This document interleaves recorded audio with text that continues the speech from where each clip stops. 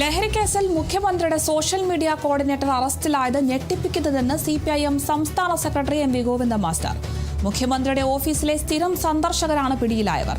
സംഭവത്തിൽ മുഖ്യമന്ത്രി മറുപടി പറയണമെന്ന് ഗോവിന്ദൻ മാസ്റ്റർ ആരോപിച്ചു. മയക്കുമരുന്ന് കടത്തിൽ മുഖ്യമന്ത്രിയുടെ സോഷ്യൽ മീഡിയ കോർഡിനേറ്റർ പിടിയിലായി എന്ന ഞെട്ടിക്കുന്ന വാർത്തയാണ് പുറത്തു വന്നിരിക്കുന്നത്. യൂത്ത് കോൺഗ്രസ് ഭാരവാഹി കൂടിയായ Muhammad ഹുസൈനും PA Abdul Salam, PA Abbas എന്നിവരാണ് പിടിയിലായിട്ടുള്ള പ്രമുഖരായ യൂത്ത് കോൺഗ്രസിന്റെ നേതാക്കൾ. ഇവരെല്ലാവരും കോൺഗ്രസിന്റെ പ്രധാനപ്പെട്ട നേതാക്കളും VD സതീശന്റെ അടുപ്പക്കാരുമാണ്. വാഹന നമ്പർ ഉൾപ്പെടെ പോലീസിന് കിട്ടിയ രഹസ്യ വിവരത്തെ തുടർന്ന് നടത്തിയ പരിശോധനയായതുകൊണ്ട് ഇവർ പിടിയിൽ അകപ്പെടുകയാണ് ചെയ്തത്.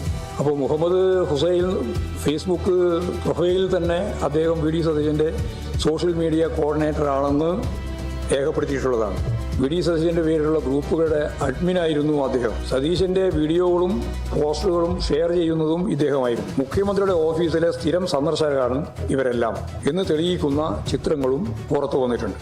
രമേശ് ചെന്നിത്തല ഓപ്പറേഷൻ തുഫാൻ നടത്തുന്ന അദ്ദേഹത്തിന്റെ പാർട്ടിക്കകത്ത് തന്നെയാണ് ആദ്യം ഈ തുഫാൻ സംഘടിപ്പിക്കേണ്ടത്. അത് വളരെ ഗൗരവമുള്ളൊരു പ്രശ്നമാണ്. ഇപ്പോൾ മയക്കുമരുന്ന് സംഘത്തിന്റെ കേന്ദ്രമായി സ്വന്തം ഓഫീസ് മാറുന്നതിനെ കുറിച്ച് മുഖ്യമന്ത്രി മറുപടി പറയേണ്ടെന്ന കാര്യമായിട്ടാണ് വെക്കുന്നത്.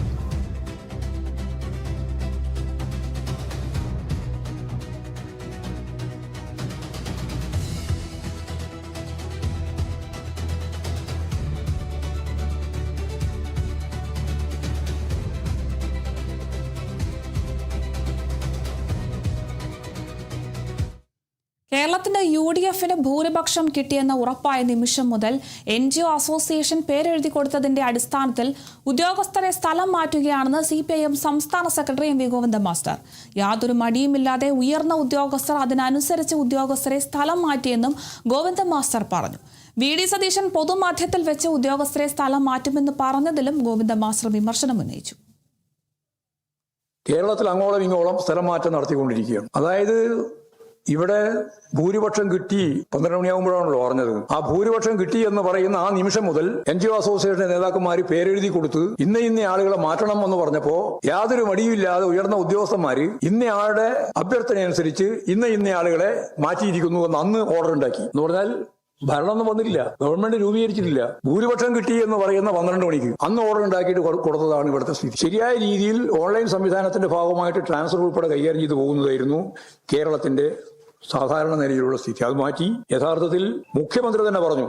മുഖ്യമന്ത്രി പറഞ്ഞത് എന്താ പറഞ്ഞാൽ സ്ഥലം മാറ്റി കളയും, കാത്തിരുന്നോ. അതാണ് മുഖ്യമന്ത്രിയുടെ താക്കീത്. ചരിത്രത്തിൽ ആദ്യമായിട്ടാണ് ഒരു മുഖ്യമന്ത്രി ഒരു പൊതുസമ്മേളനത്തിൽ പരസ്യമായിട്ട് സ്ഥലം മാറ്റും എന്നുള്ള പ്രഖ്യാപനം നടത്തുന്നത്. ആ ഒരു അഹന്തയിലാണ് ഉദ്യോഗസ്ഥന്മാർ ഉൾപ്പെടെയുള്ള ആളുകൾ ഇപ്പോഴും ഗവൺമെന്റിന്റെ തണലിൽ തികച്ചും അന്യായമായ രീതിയിലുള്ള സ്ഥലം മാറ്റങ്ങൾക്ക് നേതൃത്വം കൊടുക്കുന്നത്.